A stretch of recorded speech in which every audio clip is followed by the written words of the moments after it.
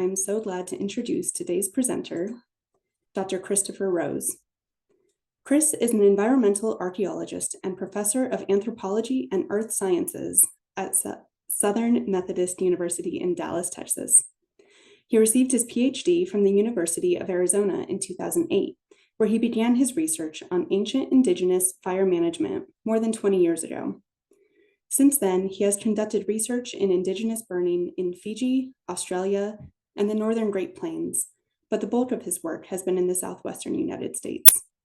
For roughly the last 15 years, he has co-directed the Fire and Humans in Resilient Ecosystems project in the Jemez Mountains of northern New Mexico, and developed new methods for historical analysis of wildfire intensity, as well as collaborations with dendrochronologists to revisit regional scale fire scar collections for new insights into indigenous fire management and its consequences.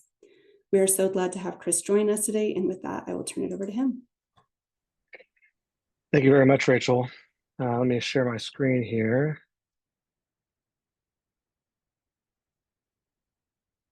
All right, are you seeing that, Rachel? Does that work? Looks great. Okay, let me get a laser pointer. Wonderful. And shrink this. Okay, so I'd like to thank Rachel and the Southwest Fire Science Consortium for inviting me to do this talk and share this work. This is not work that I've done on my own, and I want to acknowledge my collaborators here in a minute. But it is really exciting work. I think bringing indigenous histories and indigenous environmental histories to audiences that are outside of reservations and may benefit from this knowledge. There we go. The stuff that I'm going to talk about today really is a transdisciplinary research effort, what some folks call pyrogeography, or the holistic fire science of fire across space and time. In this case, our work is situated in the larger call to incorporate historical perspectives from archaeology, history, paleoecology into solutions for modern wildfire problems. A point my colleagues and I have made in a couple of recent papers that I think will show up in the chat. I'm primarily going to focus on some recent work in the dry conifer forests within the traditional territories of the Western Apache, or as they refer to themselves, the Ende people. Within the Southwest US. This is some geography that you probably all know. This is the distribution of ponderosa pine in Western North America. And for me, my definition of the Southwest is close to that of the exchange. It really is just Arizona and New Mexico for our purposes in these analyses. And I have to acknowledge that this work really would not have happened without a real effort by this guy, Mark Kaib. He's retired from the U.S. Fish and Wildlife Service, but who's a great dendrochronologist and friend to San Carlos Apache folks. And about 25 years ago, had done a really large amount of tree ring sampling and analysis from the Tonto National Forest and San Carlos Apache lands that had kind of gone unpublished. And when he came to me 3 years ago and asked me to, I think these were his words, do something interesting with this work, I was really honored. And it's been great working with Mark. And I just want to say that this absolutely would not have happened without his efforts over these 25 years. Other folks who collaborated on this work include two Ende scholars, Nick Lalick and Melinda Adams. Melinda is also a fire scientist, and I'd hoped that she might join me for this one, but she, I think, is traveling today. And other tree ring scientists, Chris Gitterman, Kiyomi Marino, Chris Basin, and Tom Swetnam. I'm also going to talk about another paper that's a little more regional and includes other tribal groups. And so authors on that paper include Navajo authors Kerry Thompson and Lionel Whitehair, and our Jemez collaborator, Chris Toya, as well as other tree ring folks, Pepe Iniguez, Pete Fillet, Ellis Margolis, and Kit O'Connor is not represented here.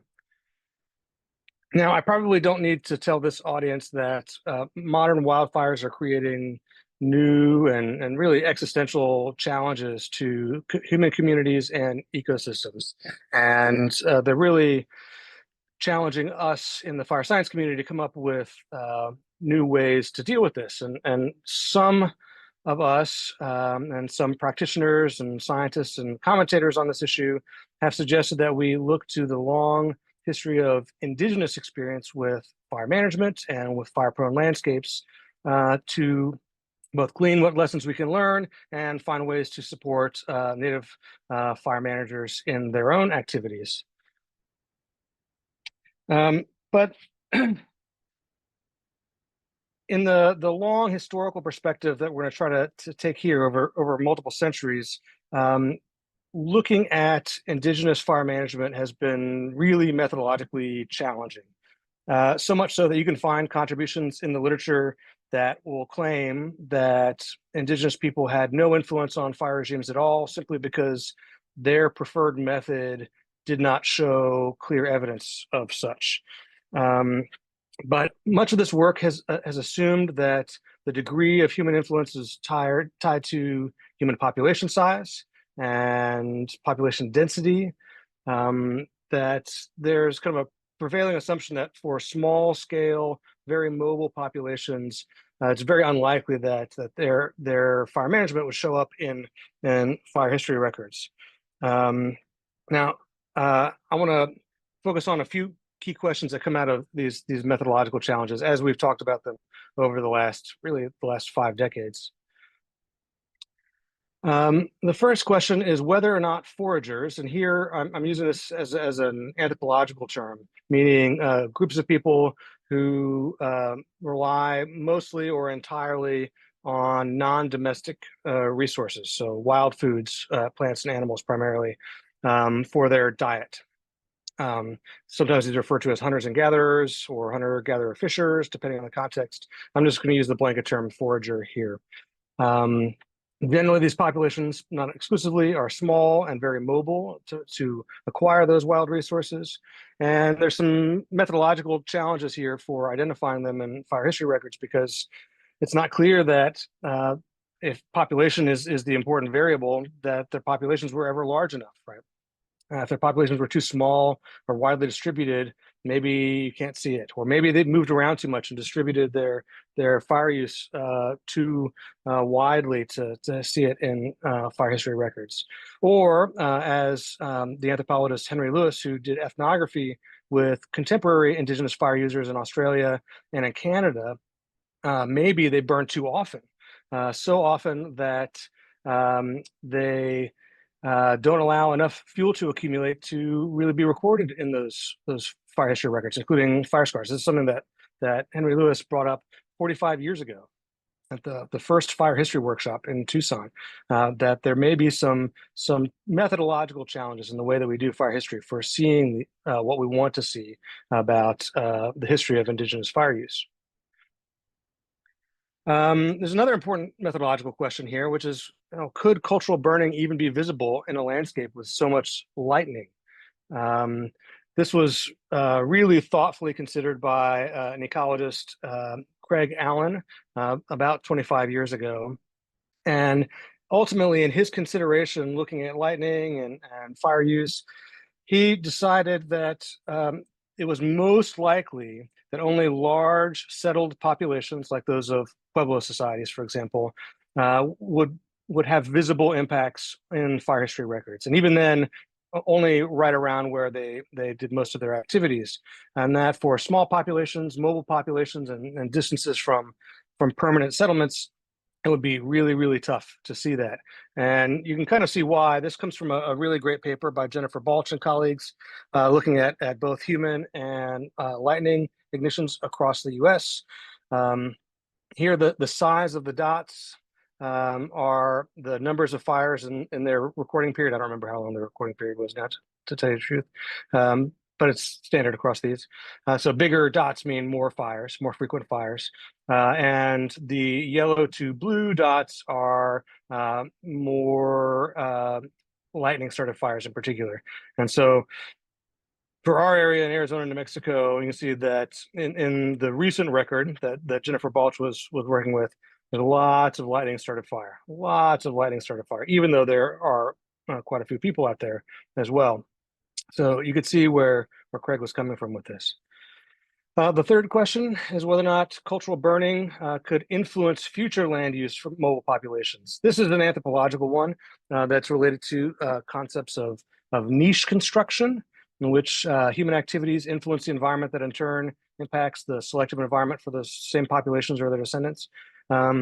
Or this ecological concept of alley effects, in which higher densities or higher intensities of use actually make for more productive environments that bring more people or more frequencies of use to those particular places.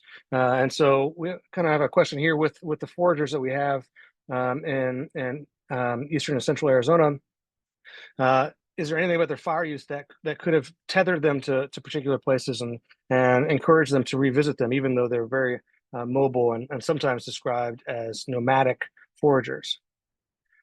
This showed up in some of the recent literature. The paper on the left is a really excellent paper by Rebecca Bleaky-Bird and colleagues on some contemporary ethnographic and ecological work with the Mardu in Western Australia, where they show very clearly that there is, in fact, an alley effect associated with cultural burning by Mardu people, that even though the burning that's done for hunting increases the rates of hunting of those preferred game species, those game species are higher in abundance in the places where they're being managed, and therefore attracts people back to those same places over and over again, and it's not tied to other things.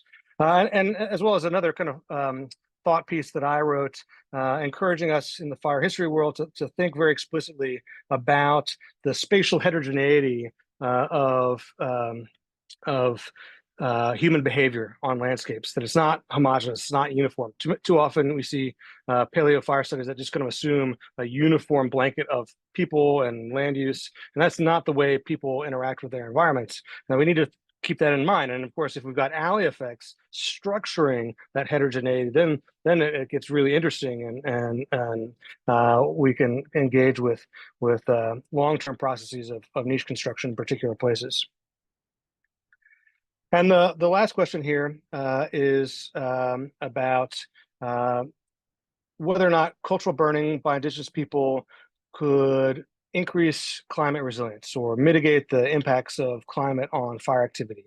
This is something that has kind of come out of some of our earlier work, and it's a kind of it's an ongoing question for me to try to understand this and the mechanisms so that we can understand what it is about traditional cultural burning by indigenous people that might generate these types of outcomes. Now, we know that climate is important in fire activity, and so despite the focus here being largely on people, obviously we can't forget climate. And this outstanding paper from a decade ago by Apache and Williams shows the impacts of global warming or anthropogenic climate change on fire activity, and its very clear signature on increasing fire hazard and fire season and so forth. But we've known about the important top-down structuring of fire regimes by climate from tree ring analysis. And there's this outstanding paper from '98 by Tom Swetnam and Julio Betancourt, which they used tree ring records both of fire and of climate to be able to show this. And what you can see here on the bottom is, you may not be able to tell these are squares and these are circles.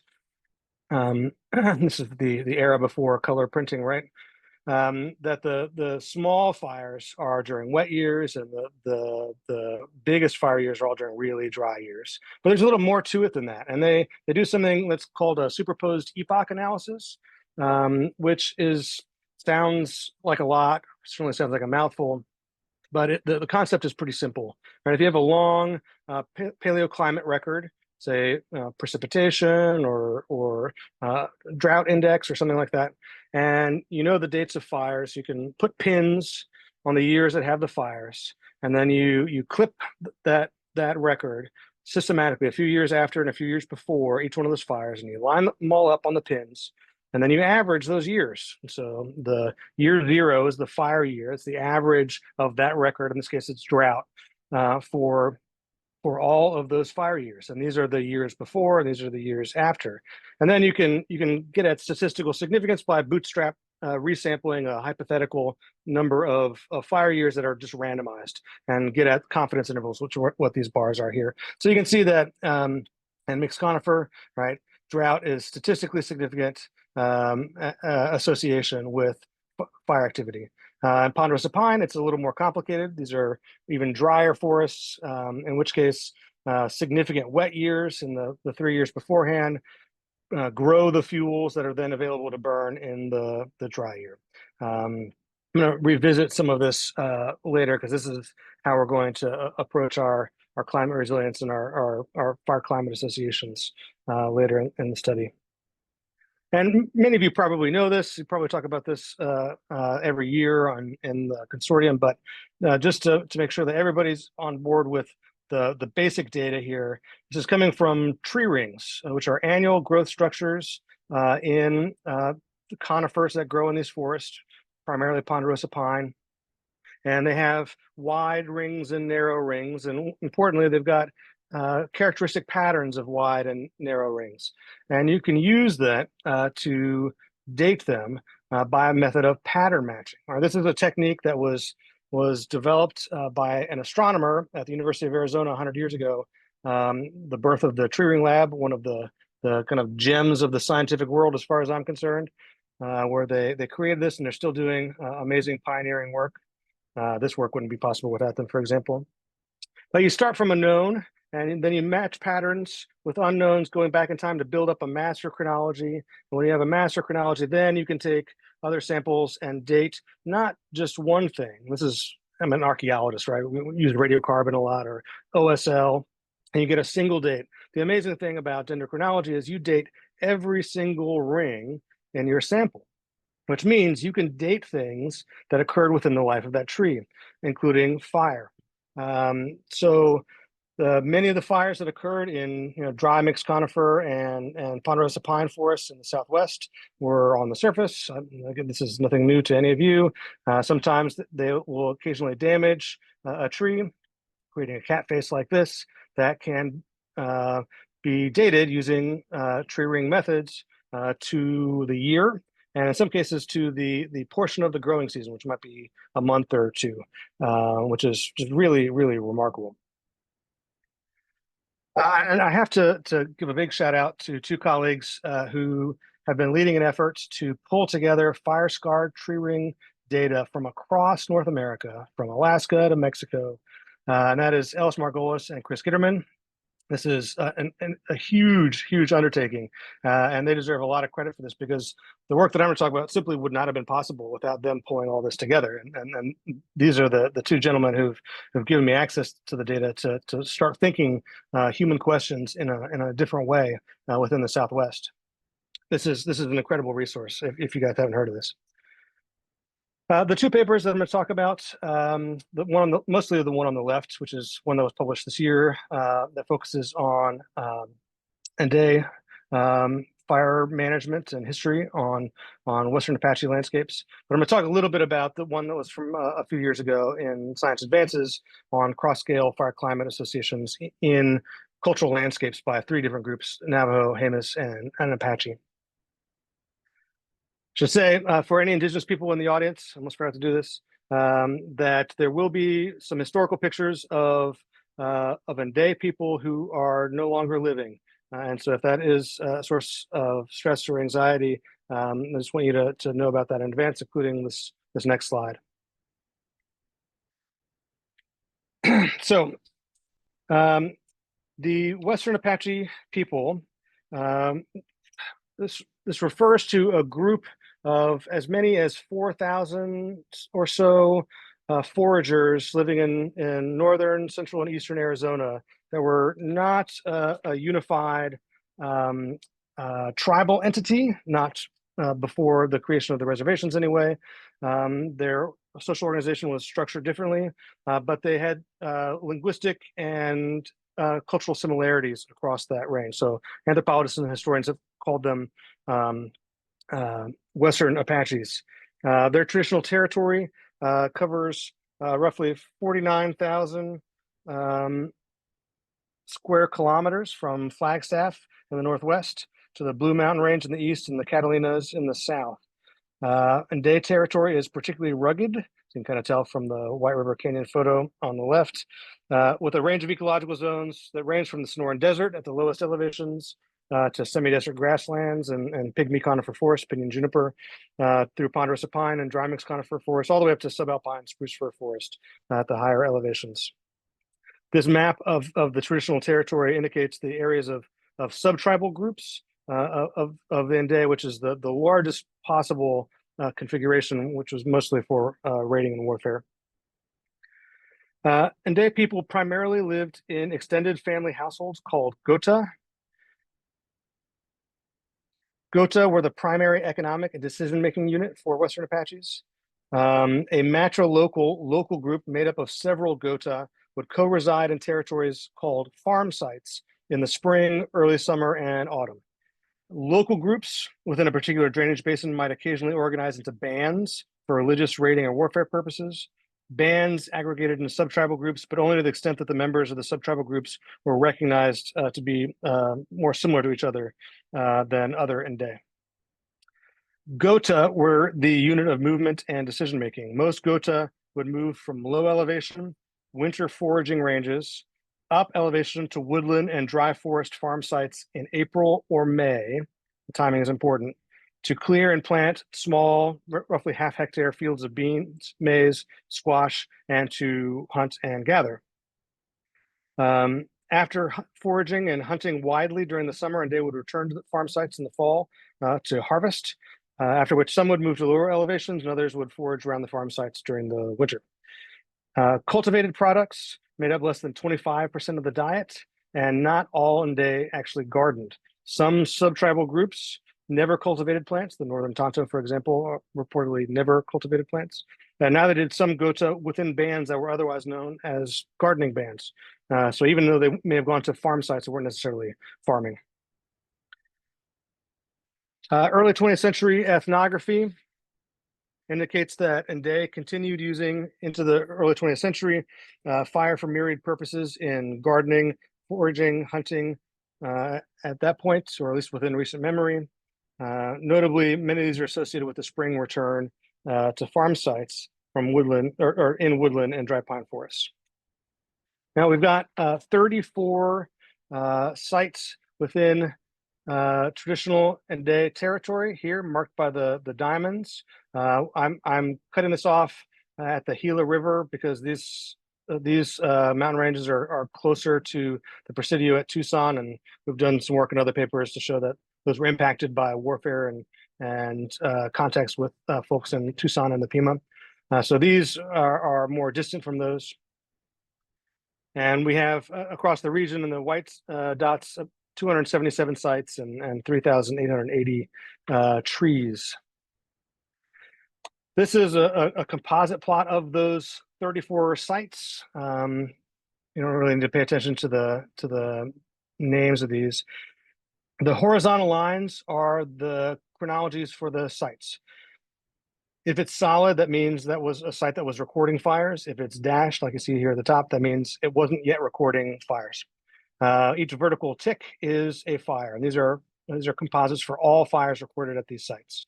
The blue area in the back is the period from 1600 until the establishment of the first Apache reservation at 1870. That's the period that we focused on for the analysis. At the bottom, you can see the composites of the composites, in which at least 10% of the sites burned, and in which at least 25% of the sites burned. And it's pretty remarkable. In any given year, there's a fire burning someplace in Western Apache country at these sites. About 97% of all years in that period, 1600, 1870, have fires. About 75% of them have at least 10%, 75% of the years have at least 10% of the sites burned. And basically about 50% of them had at least 25, the kind of what we think of as really large, widespread fire years. In other contexts, burning half the time, every other year. These are the contemporary reservations, White Mountain, the major ones, White Mountain Apache and San Carlos Apache tribes. These reservation boundaries, however, were kind of dynamic historically. You can see that this is just one map illustrating some of this. And so what I emphasize is that although the first reservation was made in 1870, that doesn't mean that was the end of use outside of the reservation. And also doesn't mean that some parts of this were actually within the reservation for as much as 2 decades after this. So keep that in mind as a sort of grain of salt. By and large, you'll notice that fires cease shortly after the establishment of the reservation. And this was ambiguous, of course, because with the establishment of the reservation in 1870, we also have the establishment or the connections of the Transcontinental Railroad and the increase in grazing pressure that also removed fuels. But I want to point out that there are 5 sites in which fire persists well into the 20th century, and they're all on the reservation. In fact, 4 of these have fire return intervals into the 20th century of less than 4. This is a remarkable number, as I'll show you in a second, because those are really the shortest fire return intervals any place in the Southwest. And they're persisting into the 20th century exclusively on the San Carlos Reservation and no place else.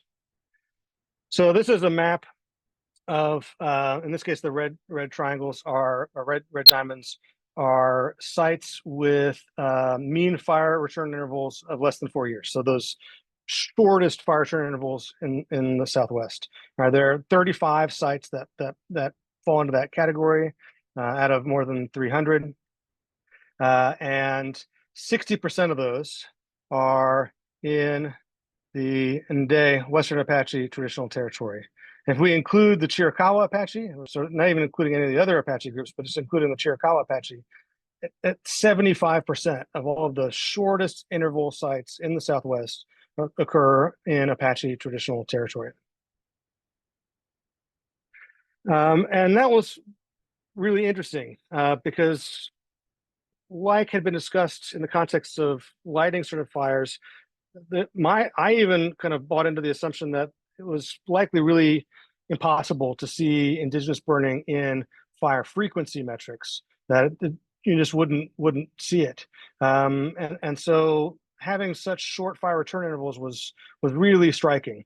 And comparing those to the rest of the region, which is what you have here, you can tell that even though there is a kind of a sample size effect, the larger the number of trees in a collection or the larger area that was collected in a particular plot, the more small fires you get, and therefore the smaller the interval.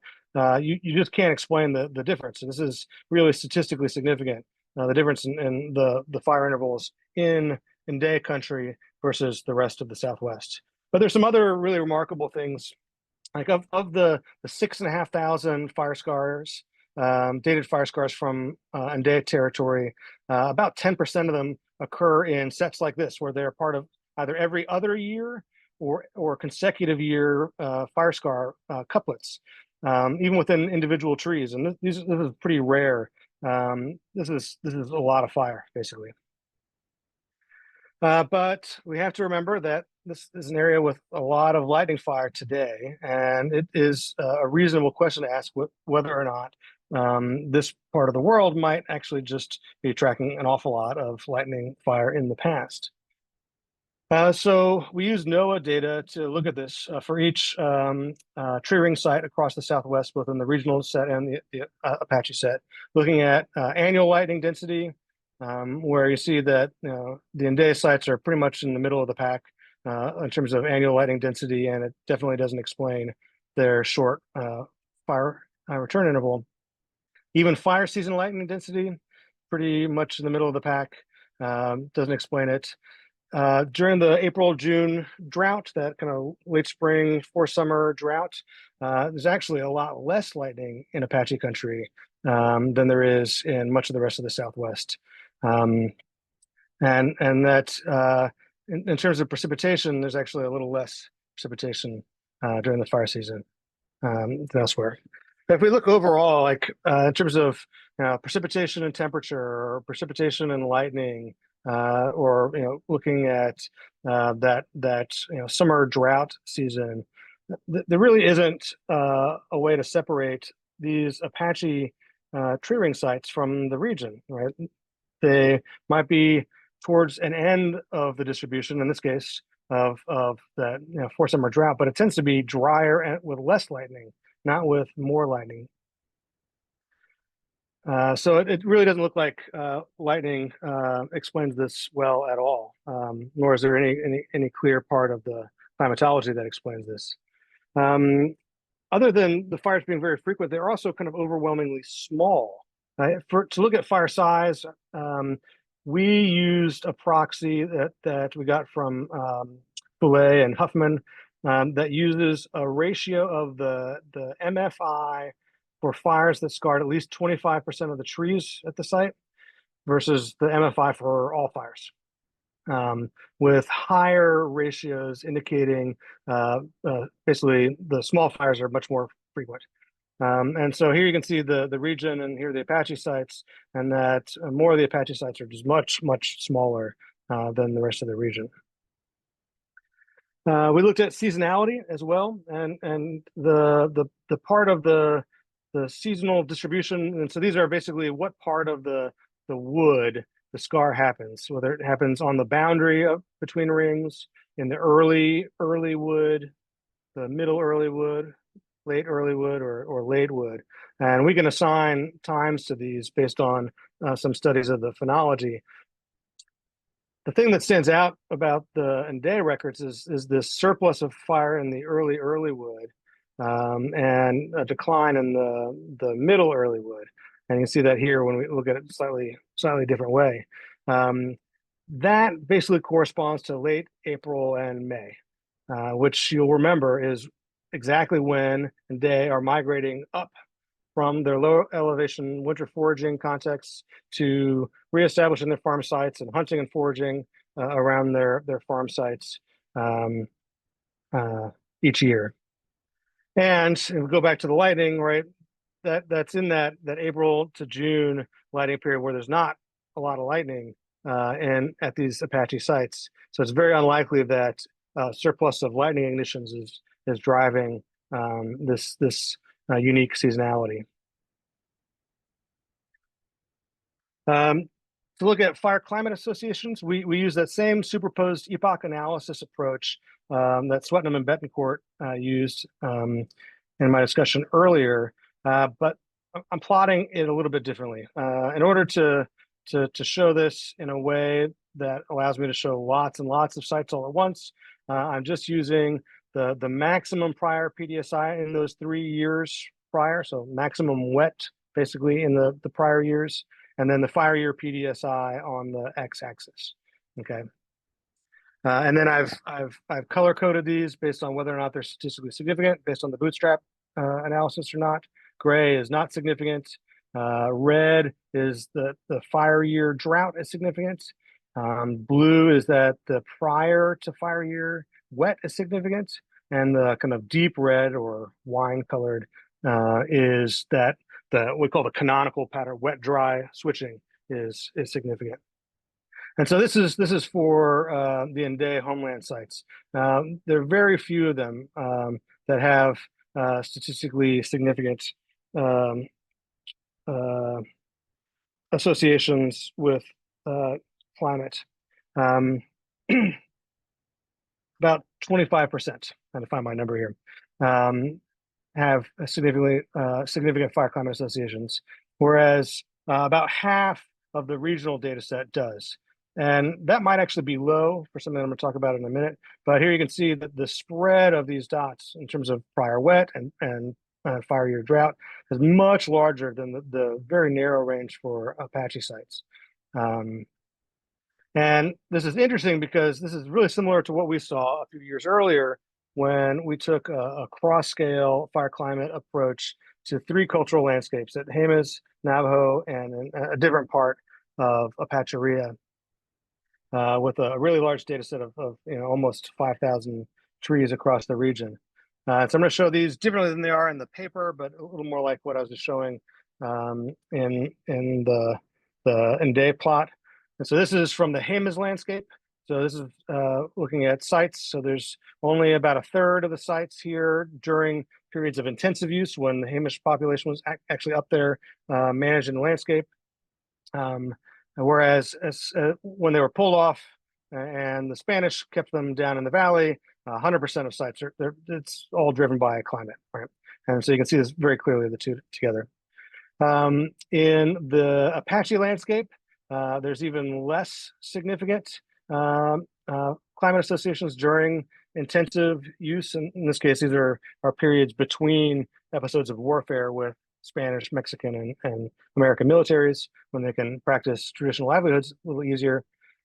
So only less than 10%. And 75% of the same sites showed significant climate associations when land use was low. For the Navajo landscape, it's a little bit more complicated. It's worth bearing in mind that the Hamish people were settled farmers. These are very mobile foragers, and Navajos are pastoralists.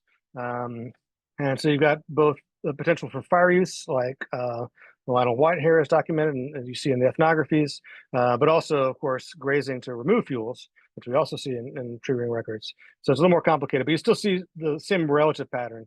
There's less significant fire climate associations during intensive use than there is during light use.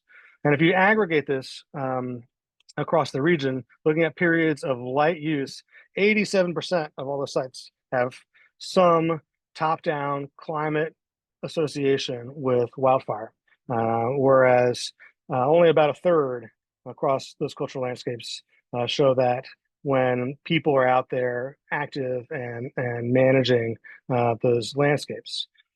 So, right, I'm actually going to move past that. In the Ndé homeland sites and these other sites, we see this same pattern, right, where cultural burning is probably, we have this very clearly in the Ndé context, lots and lots of small fires that are fragmenting fuels and interrupting the ability of climate to synchronize fuels in their production or drying for burning. Is my interpretation of the mechanism, although happy to talk about that with anybody else who has other ideas for that. But what's interesting is that this seems to happen regardless of what the motivation for the burning was or what the economic organization was of the indigenous folks who were doing it. It seems to be an emergent property of the pattern, right, effectively of the pyrogeography created by indigenous cultural burning. So come back to the questions, and I'm pretty close to the timing that Rachel asked for. Could foragers influence historical fire regimes? Were they too mobile? Were they too small? It doesn't look like that's the case at all. The evidence for Apache or Ndé influence in their homeland for centuries is really strong in terms of fire frequency, fire size, fire seasonality, and fire climate associations. They were major drivers of fire activity during the period of time in which they were there, but their population density was less than 0.1 person per square kilometer over their traditional territory. Could cultural burning be visible with so much lightning? Lightning frequency is something that I think needs to be taken into account on a case-by-case basis. But in this case, the frequency and seasonality just can't explain what we see in terms of fire frequency and fire seasonality and fire size. It just doesn't work in this context at all. Could cultural burning influence future land use for mobile populations? This is the anthropological question about niche construction and alley effects. Maybe. I don't think we've settled on a really strong answer for this. This may be kind of unsatisfying. It's kind of unsatisfying to me. But maybe, right? It could be that one of the reasons that we see these patterns as strongly as we do at the tree ring sites were not at any farm sites, but they were on the landscapes near farm sites. So these are the scars that are showing up in these trees are almost certainly not actually gardening fire use scars that are related to people moving back on those landscapes. But the fact that people are returning to the same places over and over again, even while they might be more widely mobile in other contexts, might be part of why we see it as strongly as we do in these contexts. And so maybe there is a bit of niche construction going on here. Could cultural burning mitigate the impacts of climate on fire activity? Yeah, I feel really good about this at this point between those two independent studies of this. And it seems to be independent of culture, economic orientation, population size, or density, which means that there's something else about the process that is driving this that we can learn from. And I think this is a really important place where we can find a point of contact between the science here in terms of the recording the histories of indigenous cultural burning for management today. It might be that there's a lot more benefit to these, really fine-grained mosaics of lots and lots of small fires in terms of improving climate resilience. It certainly seems to be what was happening on these landscapes in the Southwest over the last few centuries. So with that, I want to say thank you. First to Tono National Forest and San Carlos Apache Tribe for sponsoring the work that Mark did, and San Carlos Tribe for encouraging us to publish.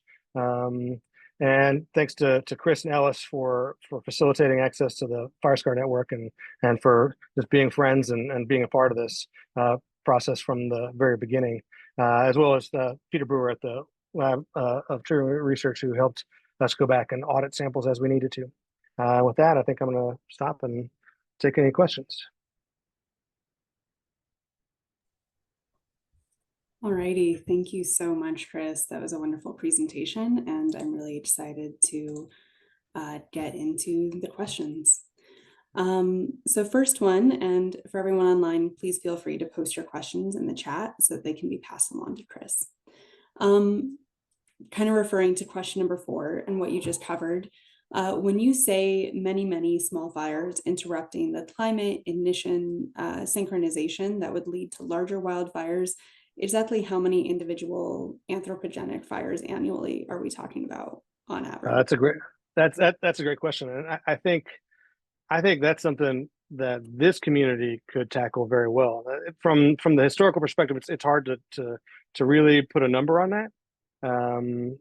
So I can arm wave both about size with the ratio proxy for size, and I've got a good handle on frequency, but the interaction of those is pretty vague coming out of the historical record, the tree ring record.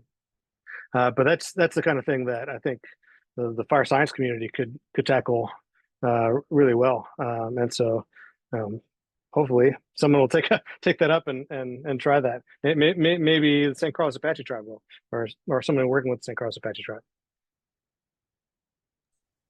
All right, we'll just have to wait to get an answer to that in the future. Jill just asked if this information is being shared widely with indigenous communities. That's a good question. So this paper was just published in August, I believe, and so the two Apache tribes are aware, and this is kind of really, as far as we're concerned, like part of their kind of ecological heritage. But talks like this are my first opportunity to start to share this, and I'd hoped for Melinda to be here too, because she's working closely with the tribe and with Native communities in Kansas on actually getting fires. She may have had a better answer to your question about getting fires on the ground and what that would look like. All right, appreciate it. Early in your presentation, it was pretty striking to see the short fire return interval in Apache country compared to the surrounding region.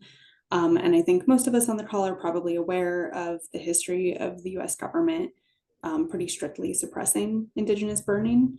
So I was just wondering how those two things interacted.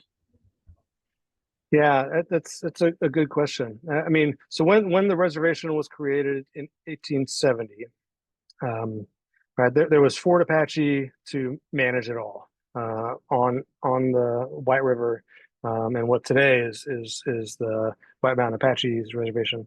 And my suspicion is that they were hard in principle, although I've got some colleagues who would know this a little bit better than I, but a little porous in practice. I mean, the fact that fires that look exactly like the cultural burning fires from before the reservation persist. They just don't stop at San Carlos until at least the late 30s. Suggest that there wasn't a lot of policing of those contexts that allowed those folks to do that. I mean, in other contexts, right? It was even earlier than the U.S. government, right? So at Jemez, the Spanish, as part of their policy of congregación, pulled Hamish people off of the forested mesas and the landscapes they were managing down into the valley away from there, and forbid them from engaging with that. And there you actually see a really clean transition from frequent small fires to less frequent but more widely spreading fires after Hamish people have been both pulled off the landscape, and I don't want to sanitize it, right? And the population was just decimated, right? Within decades of the Spanish doing that, about 85+% of the Hamish people perished. Like it was devastating to the population, and with fewer people to do there, there's fewer people to go out there and do everything that they might want to or have planned to do.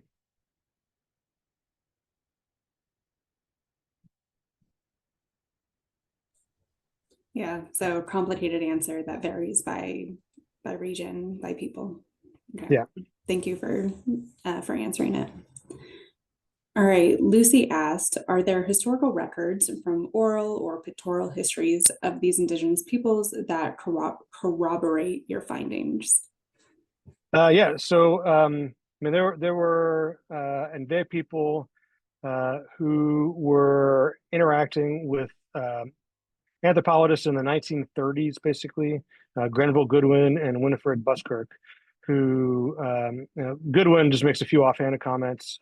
Buskirk was really interested in the economy of Western Apaches. And so anything related to economic practices he recorded didn't really make anything of it. You have to remember that in the 1930s, everybody in the States was thoroughly convinced that fires were bad and we needed to get rid of fires. And so in anthropology at large, anthropologists were not interested in fire, which is a really weird thing to say now, particularly since that would have been a really great time because there would have been people still around who at least remembered doing it, if not were, if they weren't practitioners themselves. I showed that table in the talk that comes out of Buskirk's dissertation. It was published in the 80s, but the fieldwork was done, I think, around 1940. And so, there is corroboration of that. Awesome, thank you. And I will, if I haven't already, I'll get that link and post it in the chat. Oh yeah, it might be a hard one to find. Okay. It's University of Oklahoma Press, I think. Okay, if we can share it out, we will send it out with the recording after this webinar is done. All right, Mike asked, is there a history of managed wildfire, i.e. interacting with lightning-ignited wildfires to alter the effects by the Indi? That's a good question. Not that I'm aware of. I mean, the Nde view lightning as dangerous, not just physically dangerous, but like spiritually dangerous. And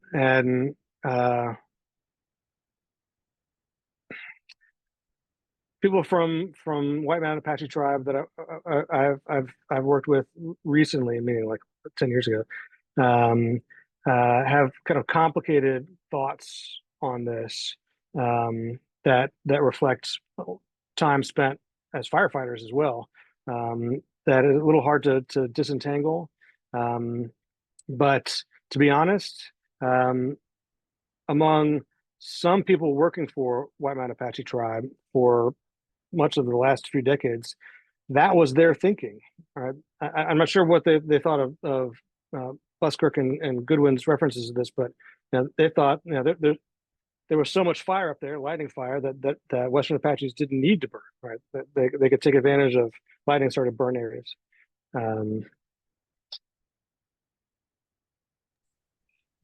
All right, so sort of an answer that's still out.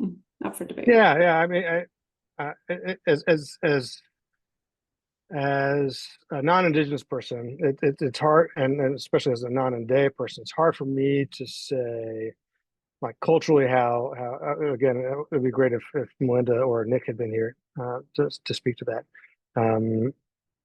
From a pragmatic standpoint, I could say what I think, but I don't think that would be a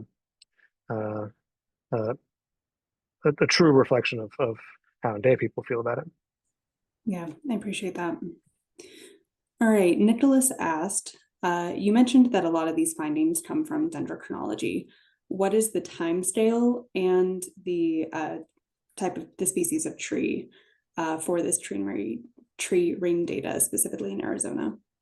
Yeah, so the time frame, we cut it off at 1600. As you guys could see from the plot, there were some sites that went back a little bit further. And then there were some sites that really didn't start until like the late 1600s. That's pretty normal for ponderosa pine chronologies. And most of these were ponderosa pine. I think just about all of them were ponderosa pine. Not all of them, but most of them were ponderosa pine. Because most of these sites were in ponderosa pine forest. There were some that were mixed conifer sites. And I think that there are some southwestern white pine samples in the set. May even be some Doug fir in the set, but I'm not sure off the top of my head. All right. Yeah, and we did get one question earlier about if there's any research that can support more frequent burning in other ecosystems, such as the high elevation red fir in the Sierra Nevada mountains of California. I will go ahead and post Chris's email in the chat if anyone wants to reach out and have more of a conversation about that. Absolutely. That's one where I have to confess I don't know that ecosystem very well, or its fire ecology. So I can't speak to it, unfortunately. Sorry. All righty, we're coming up on the top of the hour, so probably just have time for one or two more questions. Alyssa asked, can you map the location of the fires on the landscape by year and the season of fires burned? They have a theory that there is a cyclic methodology to the burning to promote specific vegetation. So spring grasses versus fall grasses to promote good game and specific plants. It's a good question. I think so. We don't have all of the tree locational data in the database, but I believe it all exists. So if you had that, then yeah, you could go to and some of these sites are clustered, and so you could actually plot those out, yeah, by season and by year, and in fact there's some really creative work by Cal Ferris and others using spatially explicit tree ring fire scar ages to be able to estimate the burn footprint for fires. That could be a really interesting way to look at this and look at that question of biodiversity rather than in frequency, which is a very, very indirect way of getting at that, but actually looking at frequency on the ground at these stands. That would be really interesting. All righty. Well, thank you for answering all of those questions. Thanks to everyone who asked them. And I think that brings us to the end of this webinar. So a huge thank you to Chris for joining us today and sharing all of this really good research. I'm sure that we'll have you on again in the future, and I look forward to seeing what you bring. Thanks, well, everyone. thank you, guys. Yeah. All right. Take care.